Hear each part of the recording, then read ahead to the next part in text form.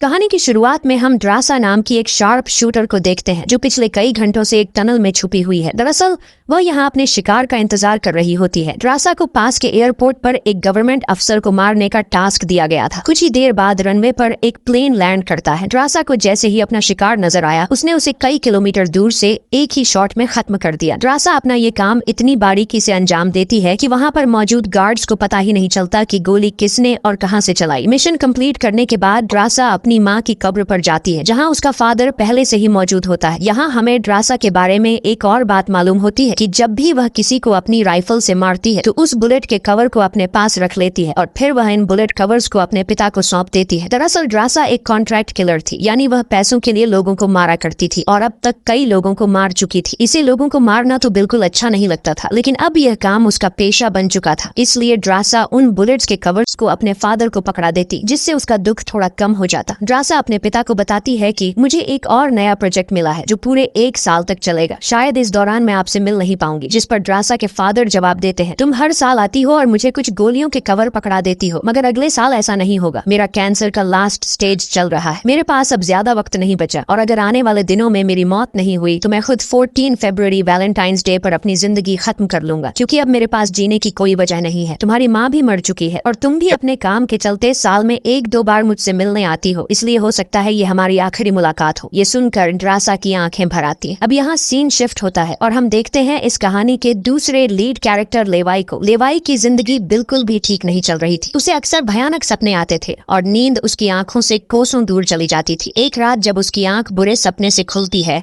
तो लेवाई अपने घर से बाहर निकलकर समुद्र के किनारे पर आता है। यहाँ उसे थोड़ा बेहतर महसूस होता है और वह अपनी डायरी में कुछ लिखने लगता है। तभी लेवाई को अचानक उसके फोन पर एक मैसेज आता है। उस मैसेज में उसे एक एड्रेस दिया गया होता है जहाँ उसे जल्द से जल्द पहुँचने का कहा गया होता है। लेवाई बिना वक्त गंवाए एक मिलिट्री बेस पर पहुँचता है और वहाँ उसकी मुलाकात होती है एक लेडी ऑफिसर से जिसका नाम बार्तो है। बातचीत के दौरान हमें पता चलता है कि लेवाई कोई आम इंसान नहीं बल्कि एक आर्मी ऑफिसर था, लेकिन अब वह रिटायर हो चुका है और सिर्फ इतना ही नहीं, वह एक डेडली स्नाइपर भी रह चुका है। वह अब तक 200 से भी ज्यादा लोगों को स्नाइपिंग से मार चुका है। बार्तो लेवाई से कहती है, मैं तुम्हें एक मिशन पर भेजना चाहती हूँ क्योंकि तुम एक बहुत ही अच्छे स्नाइपर हो और ये सिर्फ तुम ही कर सकते हो। लेकिन मिशन पर भेजने से पहले बार्तो लेवाई से एक बहुत ही जरूरी सवाल पूछती है, अगर तुम इस मिशन पर गए तो क्या तुम्हें याद करने वाला पीछे कोई है? ये बात सुनकर लेवाई को कुछ अजीब लगने लगता है, लेकिन फिर वह जवाब देता है, नहीं, मेरा इस दुनिया में अब कोई भी अपना नहीं है। ये सुनकर वो लेडी लेवाई से कहती है, तुम तैयारी कर लो, कुछ घंटे बाद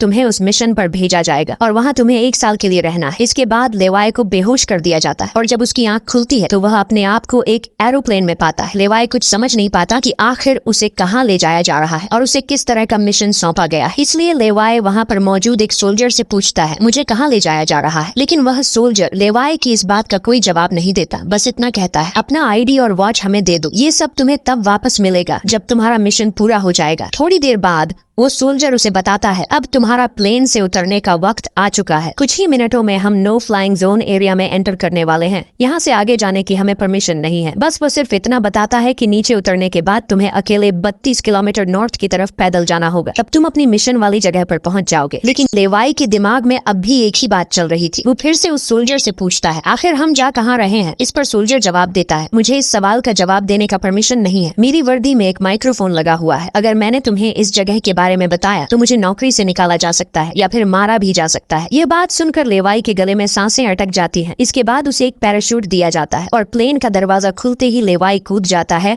और सेफली लैंडिंग करता है। लेकिन असली गेम तो अब शुरू होता है। 32 किलोमीटर की दूरी उसे पैदल तय करनी थी। लेवाई को पैदल चलते चलते 2 दिन बीत जाते हैं और 2 दिनों का लंबा सफर तय करने के बाद फाइनली वो उस जगह पर पहुंच जाता है। वो देखता है कि ये एक बहुत ही सुनसान इलाका है जहाँ इंसान तो दूर बल्कि उससे परिंदे भी नहीं दिखाई देते। तभी उसकी मुलाकात जेडी नाम के एक आदमी से होती है। जेडी 1 साल तक यहाँ मिशन पर था, अब उसकी ड्यूटी खत्म हो चुकी है, इसलिए अब लेवाई उसकी जगह संभालेगा। जेडी लेवाई को एक वॉच टावर की तरफ ले जाता है। टावर के टॉप पर पहुँचने के बाद लेवाई को अब भी समझ नहीं आ रहा था कि उसे यहाँ क्या काम करना है। यही सवाल जब वो जेडी से पूछता है तो जेडी जवाब देता है, यहाँ एक बहुत ही गहरी खाई है जिसे गॉर्ज नाम दिया गया है। ये एक बहुत ही मिस्टीरियस और गहरी खाई है जिसके बॉटम तक आज तक कोई भी नहीं पहुंच पाया। तुम्हारा काम बहुत ही सिंपल है, तुम्हें इस खाई की पहरेदारी करनी है। इसके बाद वो लेवाई को यहाँ के स्ट्रिक्ट रूल्स बताता है। वह कहता है, तुम यहाँ से बाहर महीने में 1 ही बार हेडक्वार्टर फोन कर सकते हो, चाहे कुछ भी हो जाए। तुम बाहर की दुनिया से जुड़ने की उम्मीद मत रखना। ये टावर, जिसे हम वेस्ट टावर कहते हैं, इसके ठीक सामने ईस्ट टावर है, वह रशिया का है। वहाँ भी एक गार्ड अपनी ड्यूटी निभा रहा है, लेकिन तुम दोनों के बीच कोई भी कांटेक्ट अलाउ नहीं है। तुम्हें सिर्फ अपनी ड्यूटी पर ध्यान देना है और हाँ, आने वाले खतरे के लिए हर वक्त तैयार रहना, क्योंकि यहाँ तुम पर किसी भी वक्त हमला किया जा सकता है। यहाँ ऑटोमेटिक गन्स और नीचे ढेर सारे लैंड माइन्स लगाए हुए हैं। अगर ऑटोमेटिक गन्स में गोलियां खत्म हो जाएं तो उसे हमेशा रिलोड रखना, क्योंकि हमले के दौरान ऑटोमेटिक गन्स तुम्हारी बहुत काम आएगी। और आखिरी बात, अगर तुम्हें कभी भी यहाँ तेज सायरन की आवाज सुनाई देने लगे तो तुम बिना सोचे समझे यहाँ से भाग जाना। जेडी कहता है, मुझे भी नहीं पता कि ऐसा क्यों बोला गया है, लेकिन मुझे जो पिछले ड्यूटी वर्कर ने बताया था वही मैं तुम्हें बता रहा हूँ। लेवाई उसकी सारी बातें अच्छी तरह से सुन लेता है, पर उसका सवाल एक ही था। वह पूछता है, आखिर यहाँ ऐसा क्या है जिसके लिए इतनी स्ट्रिक्ट सिक्योरिटी लगाई गई है? तभी जेडी एक ग्रेनेड निकालता है और इस ग्रेनेड को उस गहरी खाई में फेंक देता है। ग्रेनेड जैसे ही खाई की गहराइयों में धमाका करता है,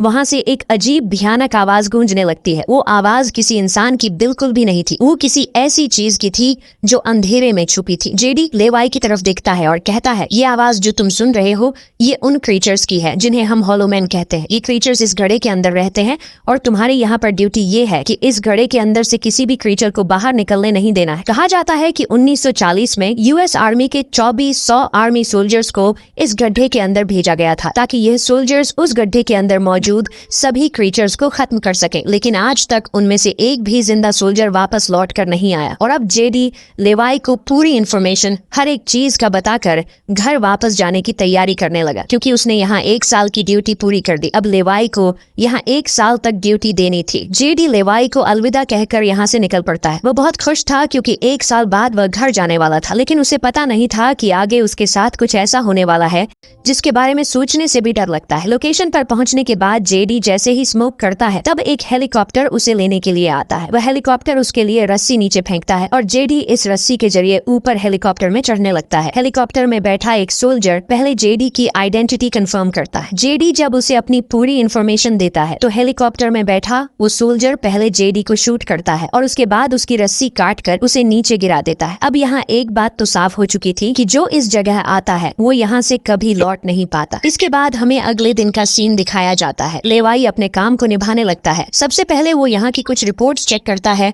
और जिन ऑटोमेटिक गन्स में गोलियां खत्म होती हैं उन्हें रीलोड करता है। इसी तरह से दिन गुजरते हैं और फिर 1 महीना। अब लेवाई को ये जगह बोरिंग फील होने लगी। वो सोचता है कि क्या 1 साल तक यहाँ बस अकेले ही रहना है, न किसी से बातचीत और न ही कोई एंटरटेनमेंट। इसीलिए टाइम पास करने के लिए वो अलमारी में रखी किताबें पढ़ने का सोचता है। जब वह अलमारी से किताबें निकालता है तो अचानक उसकी नजर अलमारी के पीछे की दीवार पर पड़ती है। उस दीवार पर कुछ नोट्स लिखे होते हैं। ये उन सभी लोगों के नोट्स थे जो इससे पहले इस टावर में अपनी ड्यूटी कर चुके थे। हर नोट में डर, अकेलापन और हॉलोमैन के खतरों का जिक्र था। एक दिन लेवाई को वेस्ट टावर से मशीन चलने की आवाज आती है। लेवाई जल्दी से अपने टेलीस्कोप से दूर से ईस्ट टावर को देखने की कोशिश करता है और तभी उसे एक लड़की दिखाई देती है और ये लड़की कोई और नहीं बल्कि ड्रासा होती है, जो कि उसकी अच्छी स्नाइपिंग की वजह से उसे इस टावर पर ड्यूटी दे दी गई थी। ड्रासा की खूबसूरती देखते ही लेवाई की नजरें उस पर जम जाती हैं, लेकिन लेवाई उससे बात नहीं कर पाता क्योंकि ऐसा करना रूल्स की खिलाफ वर्जी थी और ड्रासा को भी वेस्ट टावर में बैठे लेवाई के बारे में पता चल चुका था। अब इसी तरह से दिन गुजरते हैं और ये दोनों सोचते हैं कि क्या हमें एक दूसरे से बात करनी चाहिए या नहीं। कुछ दिन बाद ड्रासा का जन्मदिन आता है। अकेलेपन में घिरी हुई ड्रासा को लगता है कि उसे किसी से बात करनी चाहिए। वो लेवाई से बात करने की कोशिश करती है। ड्रासा एक व्हाइट बोर्ड के जरिए लेवाई से पूछती है, तुम्हारा नाम क्या है? इस पर लेवाई को रूल्स याद आते हुए कहता है कि नाम बताना अलाउड नहीं है, लेकिन ड्रासा मुस्कुराते हुए अपना नाम बताती है, मेरा नाम ड्रासा है। लेवाई भी ज्यादा न सोचते हुए अपना नाम बता देता है। ड्रासा बताती है कि आज मेरा बर्थडे है और ड्रासा अपने बर्थडे को सेलिब्रेट करते हुए डांस करने लगती है। ड्रासा लेवाई से पूछती है, क्या तुम्हें डांस करना आता है? लेवाई बताता है, नहीं, मुझे डांस करना बिल्कुल भी नहीं आता। जिस पर ड्रासा पूछती है, तो फिर तुम्हें क्या करना आता है? लेवाई जवाब देते हुए बोर्ड पर लिखता है, मैं शूटिंग थोड़ी बहुत अच्छी कर लेता हूँ। यहाँ ड्रासा उसकी शूटिंग स्किल्स चेक करने के लिए अपने टावर पर एक छोटी सी बॉटल उसके सामने रख देती है और लेवाई अपने टारगेट को निशाने पर रखते हुए एक ही गोली में उस बॉटल को फोड़ देता है। अब यहाँ ड्रासा भी पीछे रहने वाली नहीं थी। वह भी अपनी शूटिंग स्किल्स को दिखाते हुए लेवाई के टावर में रखी एक छोटी सी बॉटल को बिल्कुल परफेक्ट शूट कर लेती है, जिससे लेवाई को पता चलता है कि ड्रासा कोई आम लड़की नहीं बल्कि वह एक डेडली स्नाइपर है। धीरे धीरे दोनों की बातचीत बढ़ने लगती है। ड्रासा और लेवाई एक दूसरे को समझने लगते हैं, लेकिन तभी जब ये दोनों बातचीत में मसरूफ होते हैं, ड्रासा की नजर अचानक नीचे गड्ढे की तरफ जाती है। वो देखती है कि नीचे से कुछ भयानक क्रीचर्स यानी होलोमैन तेजी से वेस्ट टावर की तरफ चढ़ रहे हैं। वह जल्दी से लेवाई को अलर्ट करती है, नीचे देखो, तुम्हारी तरफ कुछ क्रीचर्स बढ़ रहे हैं। लेवाई जैसे ही नीचे देखता है उसकी आंखें चौंक जाती हैं। नीचे सिर्फ एक या दो नहीं बल्कि हजारों क्रीचर्स ऊपर की ओर बढ़ रहे होते हैं। वो बिना वक्त गंवाए अपनी स्नाइपर राइफल उठाता है और एक एक करके क्रीचर्स को शूट करने लगता है, लेकिन क्रीचर्स की तादाद इतनी ज्यादा होती है कि लेवाई उन्हें अकेले संभाल नहीं पाता। इसलिए ट्रासा भी अपनी मशीन गन से गोलियां बरसाने लगती है। अब वेस्ट टावर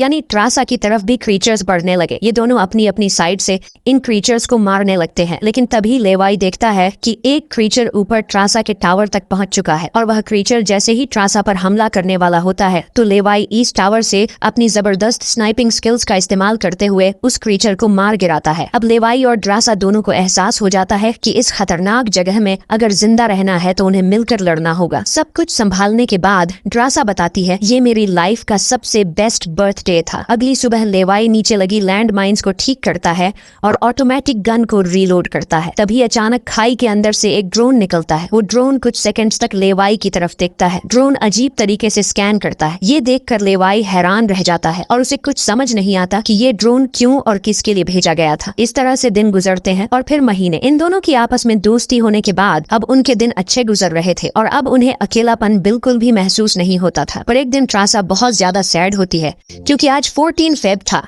और उसे याद आता है कि उसके फादर ने कहा था कि अगर कैंसर की वजह से आने वाले कुछ दिनों में नहीं मरा तो वो 14 फेब के दिन खुद को मार देगा। और यहाँ ड्रासा बोर्ड पर लिखकर लेवाई को बताती है, आज मैं खुद को बहुत ही अकेली महसूस कर रही हूँ। अगर आज मेरे पास कोई होता तो बहुत अच्छा होता। लेवाई को भी पहले ही दिन से ड्रासा से मिलने का मन था और आज वह खुद को रोक नहीं पाता। वो ड्रासा के पास जाने का प्लान बना लेता है। वह एक रॉकेट लॉन्चर के जरिए ईस्ट टावर तक पहुंचने का जुगाड़ कर लेता है। अगली सुबह वो रॉकेट लॉन्चर का इस्तेमाल करके एक मजबूत रस्सी को ड्रासा की तरफ फेंकता है, जिसके बाद ड्रासा टावर के बाहर आती है और वो रस्सी को मजबूती से एक पेड़ के साथ बांध देती है ताकि लेवाई रस्सी के जरिए लटक कर ईस्ट टावर तक पहुंच जाए। लेवाई बिना देर किए उस रस्सी के सहारे ईस्ट टावर की ओर बढ़ने लगता है, लेकिन बीच में वो अटक जाता है क्योंकि आगे रस्सी की ढलान खत्म हो चुकी थी। इसलिए अब लेवाई हाथों की मदद से आगे बढ़ने लगता है और करीब आधा घंटा हाथों की मदद से सफर करने के बाद वो ड्रासा के टावर तक पहुंच जाता है। ड्रासा उसे वेलकम करती है और कहती है, तुमसे बहुत ही गंदी पसीने की बू आ रही है, इसलिए पहले तुम नहा लो, फिर मैं तुमसे मिलूंगी। लेवाई को ये सुनकर हंसी आ जाती है। वह कुछ कहता नहीं, बस सिर हिलाकर मान जाता है। ड्रासा यहाँ पर शरारत करते हुए उसके कपड़े दूर जाकर छिपा लेती है और सीसीटीवी कैमरा के जरिए लेवाई को देख रही होती है, जो टावर में मौजूद शावर में नहा रहा होता है। उसके बाद लेवाई और ड्रासा एक साथ बैठकर काफी देर तक बातें करते हैं। ड्रासा उससे अपनी पूरी स्टोरी बताती है और बताती है कि अब इस दुनिया में मेरा कोई नहीं रहा, सिर्फ मेरे फादर जिंदा बचे थे, पर कल के दिन उसने भी खुद को मार दिया होगा। यहाँ लेवाई भी ट्रासा को रात में आने वाले भयानक सपने और अपने उन दिनों के किस्से सुनाता है जब वो यूएस आर्मी में था। इस तरह से बातें करते करते रात हो जाती है। ड्रासा यहाँ एक सॉफ्ट म्यूजिक लगा लेती है। ये दोनों म्यूजिक की धुन पर डांस करने लगते हैं। इसी डांस के दौरान वो एक दूसरे के करीब आने लगते हैं और उनके बीच रोमांस होने लगता है। कुछ देर बाद लेवाई ड्रासा की तरफ देखकर एक मुस्कान के साथ कहता है, मैंने तुम्हारे लिए एक शायरी लिखी है, जब हम यहाँ से निकलेंगे तभी मैं तुम्हें वो शायरी दूंगा। अगले दिन लेवाई को वापस अपने वेस्ट टावर लौटना था। वह ड्रासा को अलविदा कहता है और रस्सी के सहारे वेस्ट टावर की तरफ चलना शुरू कर देता है। ड्रासा भी उसे जाते हुए देखती रहती है, लेकिन तभी हम देखते हैं कि कुछ क्रीचर्स ऊपर टावर की तरफ बढ़ रहे हैं, जिनमें से एक क्रीचर वहां लगे लैंड माइन से टकरा जाता है और एक जोरदार धमाका होता है। लैंड माइन के फटने से जो उसके लोहे के पार्ट्स हवा में उड़ जाते हैं, उनमें से एक पार्ट रस्सी से टकरा जाता है, जिससे रस्सी टूट जाती है और वो तेजी से उस खाई में गिर जाता है। लेवाई को गिरते देखकर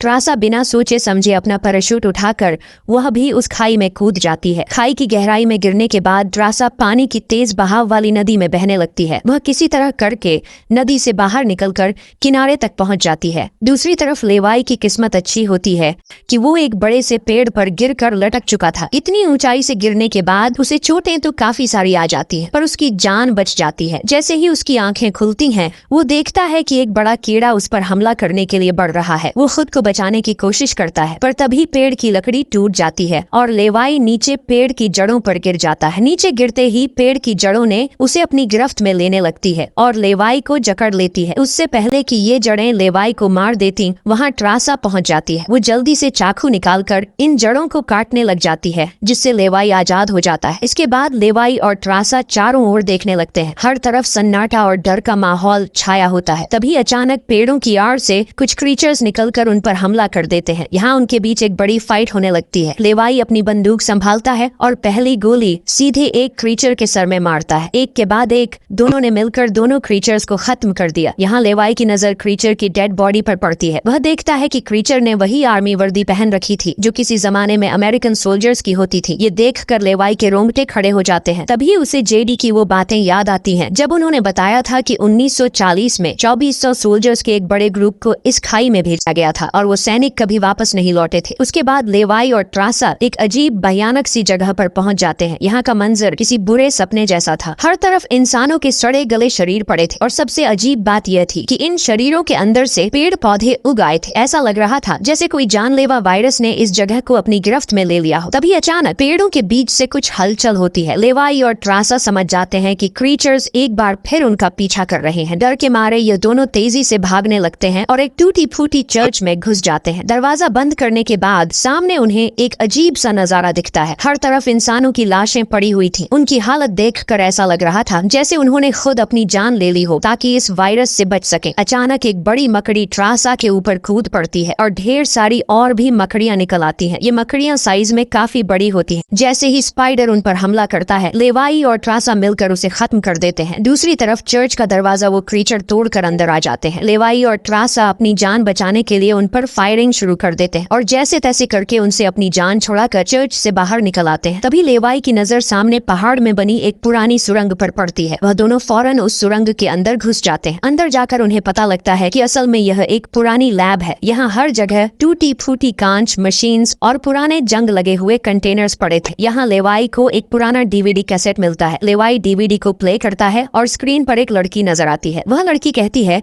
कि हम लोग यहाँ एक सीक्रेट केमिकल मिसाइल प्रोजेक्ट पर काम कर रहे थे। हमारे साथ सैकड़ों साइंटिस्ट थे, पर एक दिन यहाँ भूकंप आया। भूकंप के तेज झटके से मिसाइल की केमिकल लीक हो गई। जहरीला केमिकल हवा में मिलने लगा। कुछ ही घंटों में लोग वायरस से इन्फेक्ट होने लगे। वह लड़की अपना पेट दिखाते हुए बताती है कि मैं भी इन्फेक्टेड हूँ। हालांकि हमने मिलिट्री को सब कुछ बताया। हमने उनसे कहा कि इस पूरे इलाके को बॉम्बिंग करके तबाह कर दिया जाए ताकि इन्फेक्शन और फैल ना सके, लेकिन उन्होंने हमारी बात नहीं सुनी। इस वीडियो को देखने के बाद लेवाई को वहाँ एक नए जमाने का कंप्यूटर मिलता है। लेवाई को समझ नहीं आता कि इस जगह में आज के दौर का कंप्यूटर कैसे रखा गया है। लेवाई उसे ऑन करता है और उसमें मौजूद जानकारी को देखकर एकदम सुन रह जाता है। उसे डार्क लेक नाम की एक कंपनी के बारे में पता चलता है जो पैरामिलिट्री बनाने का काम करती है। ये कंपनी यहाँ से इन्फेक्टेड लोगों के सैंपल्स इकट्ठा करके अपने कंट्री के सोल्जर्स को सुपर सोल्जर्स में कन्वर्ट करने के लिए उन पर एक्सपेरिमेंट करती है। यही वजह है कि कोई भी देश इस जगह को मिटाना नहीं चाहता। इसके अलावा लेवाई को यह भी पता चलता है कि यह जो खाई है यहाँ पर एक बहुत ही बड़ा मिसाइल है जिसकी एक्टिवेशन पर जब वो फटेगा तो 4.2 किलोमीटर की लंबाई में सब कुछ मिटा देगा। लेवाई और ट्रासा ये सारा राज समझ जाते हैं। उन्हें पता चल जाता है कि जिस लेडी बार्टू ने उन्हें यहाँ भेजा था वही इस जगह की ओनर है और वो इस जगह का गलत इस्तेमाल कर रही है। और इस जगह को सीक्रेट रखने के लिए लेडी बार्टू हमेशा ऐसे इंसान को यहाँ पर ड्यूटी के लिए चुनती थी जिसका पीछे कोई पूछने वाला नहीं हो, और उस इंसान को यहाँ साल भर ड्यूटी करने के बाद मार दिया जाता, जिस तरह से जेडी को मार दिया गया था ताकि वो बाहर आकर दुनिया को इस जगह के बारे में नहीं बता सके। ये सब जानने के बाद जैसे ही ये दोनों वहाँ से निकलते हैं तभी एक घुड़सवार क्रीचर ट्रासा को रस्सी से जकड़कर अपने साथ ले जाता है। लेवाई ट्रासा की तलाश में यहाँ वहाँ भटकता है लेकिन उसे ट्रासा कहीं दिखाई नहीं दे रही थी। तभी लेवाई एक ऐसी जगह पर पहुँचता है जहाँ एक बड़ी मिसाइल रखी हुई थी। ये वही मिसाइल थी जिसके बारे में डार्क लेक कंपनी के कंप्यूटर से लेवाई को जानकारी मिली थी। लेवाई को सब कुछ साफ समझ आ चुका था। असल में वॉच टावर में पहले रह चुके लोग जब यह कहते थे कि अगर सायरन की आवाज सुनाई दे तो जितनी जल्दी हो सके यहाँ से भाग जाना चाहिए, वो दरअसल इस मिसाइल की ही बात कर रहे थे। दूसरी तरफ ट्रासा अब उस क्रीचर के कब्जे में थी। ट्रासा खुद को छुड़ाने की कोशिश करती है और जैसे तैसे करके वो खुद को छुड़ा लेती है। आजाद होते ही ट्रासा और क्रीचर के बीच फाइट छिड़ जाती है। लेवाई भी ट्रासा को ढूंढते ढूंढते वहाँ पहुंच जाता है और वह भी फौरन क्रीचर पर हमला कर देता है और ये दोनों मिलकर उसे आग लगाकर जला देते हैं। और अब बारी आती है इन लोगों की यहाँ से निकलने की, मगर आगे का रास्ता और भी ज्यादा मुश्किल था। जैसे ही लेवाई और ट्रासा आगे बढ़ते हैं सामने एक खतरनाक इलाका आता है जहाँ से निकलना एक बहुत ही बड़ा चैलेंज था। यहाँ इंसान और पौधे आपस में पूरी तरह से जुड़े हुए थे जैसे कि वह किसी खतरनाक एक्सपेरिमेंट का नतीजा हो। खैर, ये लोग हर कदम को संभाल कर रखते हुए आगे बढ़ते हैं कि तभी ट्रासा का पैर फिसल जाता है जिससे ये पौधे एक्टिवेट हो जाते हैं। वो ट्रासा ट्रासा को जकड़ लेते हैं, लेकिन यहाँ लेवाई हिम्मत दिखाते हुए आगे बढ़ता है और अपनी पूरी ताकत से ट्रासा को छुड़ा लेता है। वह बॉम्ब का इस्तेमाल करके वहाँ के पूरे प्लांट सिस्टम को उड़ा देता है। लेवाई ट्रासा को लेकर वहाँ से बाहर निकल आता है। थोड़ा सा आगे चलने के बाद उन्हें एक गैराज नजर आता है जहाँ पर एक गाड़ी खड़ी होती है। ये दोनों जल्दी से उस गाड़ी में बैठ जाते हैं और उस जगह से निकलने की कोशिश करने लगते हैं। आखिरकार कुछ दूरी तय करने के बाद उन्हें एक रस्सी नजर आती है जो ऊपर वॉच टावर तक जाती थी, लेकिन अब वो क्रीचर्स भी उनका पीछा करते हुए वहां तक पहुंच चुके थे। अब यहाँ रस्सी को हाथों से पकड़कर ये लोग अगर ऊपर चढ़ते तो ये क्रीचर्स इन्हें मार देते। इसलिए लेवाई समझदारी से काम लेते हुए जीप को रस्सी से बांधकर ऊपर चढ़ने लगते हैं। ये लोग जीप को इसलिए रस्सी से बांध लेते हैं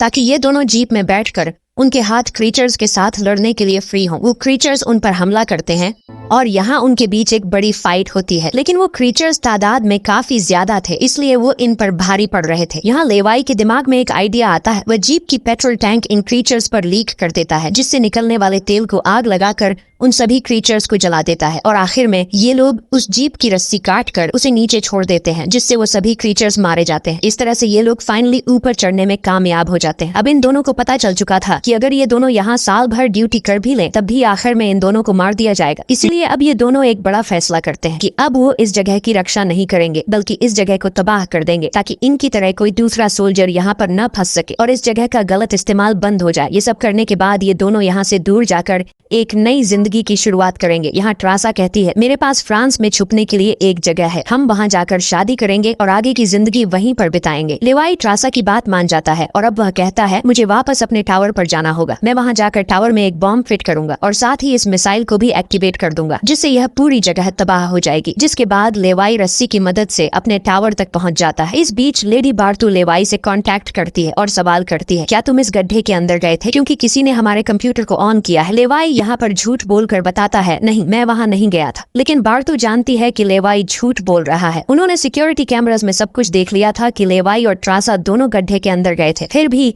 वो अपनी बात को आगे बढ़ाते हुए कहती है, अगर तुम नहीं गए तो फिर जाहिर सी बात है कि यह सारा काम उस वेस्ट टावर वाले गार्ड का है। तुम एक काम करो कि उस वेस्ट टावर वाले इंसान यानी ट्रासा को मार दो क्योंकि उसने रूल तोड़ा है। यहाँ लेवाई हाँ तो बोल देता है, लेकिन बार्टू को पता चल चुका था कि यह उसे नहीं मारेगा और वह समझ चुकी थी कि ये दोनों अब यहाँ से भागने वाले हैं और बाहर जाकर दुनिया को इस जगह के बारे में बता देंगे। इसीलिए वह खुद हेलीकॉप्टर में यहाँ पहुँचती है। लेकिन बार्टू के पहुँचने से पहले ये दोनों अपनी पूरी तैयारी कर चुके थे। लेवाई टावर से काफी दूर जाकर अपनी लाइफ का सबसे लंबा शॉट लेता है और सीधा उस टावर पर गोली मारता है जो सीधा नीचे मिसाइल से कनेक्ट था, जिससे एक तेज सायरन बजने लगता है। अब उनके पास टाइम कम था। ये दोनों तेजी से भागने लगते हैं क्योंकि जब मिसाइल फटेगी तो वह 4.2 किलोमीटर के एरिया को तबाह कर देगी। लेवाई और ट्रासा दोनों पूरी ताकत से जंगल की ओर भागने लगते हैं। ट्रासा अपनी जान बचाते हुए उस जगह से काफी दूर निकल जाती है, लेकिन लेवाई के पैर में चोट आई थी जिससे वह तेज नहीं भाग सकता था। दूसरी तरफ बार्टू को भी यह समझ आ चुका था कि जल्द ही मिसाइल ब्लास्ट होने वाला है। ठीक इसी वक्त मिसाइल एक्टिवेट हो जाती है और एक बहुत ही बड़ा धमाका होता है जिससे पूरी खाई तबाह होने लगती है। ये ब्लास्ट इतना भयानक था कि उसके लपटने और झटके दूर तक फैल गए, जिसमें बार्टू का हेलीकॉप्टर भी उस धमाके की चपेट में आ जाता है और वह वहीं मारी जाती है। ट्रासा ने तो 4.2 किलोमीटर का फासला तय कर लिया था, लेकिन लेवाई उस धमाके की लपेट में आ जाता है और धमाके से आने वाली तेज हवा उसे पानी में गिरा देती है। दूसरी तरफ खाई में सभी क्रीचर्स मारे जाते हैं। अब सिर्फ ट्रासा उस धमाके में जिंदा बच गई थी और वह एक ऊंची जगह पर खड़ी होकर लेवाई का इंतजार करने लगी। इंतजार करते करते रात हो जाती है, लेकिन लेवाई का कोई अता पता नहीं चलता। वो समझ जाती है कि अब लेवाई जिंदा नहीं रहा, जिसके बाद कहानी यहाँ से कुछ महीने आगे शिफ्ट होती है। ट्रासा लेवाई की लिखी हुई कविता को पढ़ती है। हर एक शब्द में उसे लेवाई की यादें महसूस होती हैं। आंखों में आंसू लिए वो अपने दिल को संभालने की कोशिश करती है। अब ट्रासा एक नई जिंदगी की शुरुआत करते हुए फ्रांस के एक होटल में वेट्रेस की जॉब करने लगती है। लेकिन फिर अचानक एक दिन ट्रासा के सामने लेवाई आकर खड़ा हो जाता है। वह जिंदा था। लेवाई को देखकर ट्रासा की आंखें खुली की खुली रह जाती हैं। वह खुशी के मारे दौड़कर लेवाई को गले लगाती है और इसी के साथ यह कहानी खत्म हो जाती है। अगर वीडियो आपको अच्छी लगी हो तो हमारे चैनल को सब्सक्राइब और वीडियो को लाइक जरूर कीजिएगा।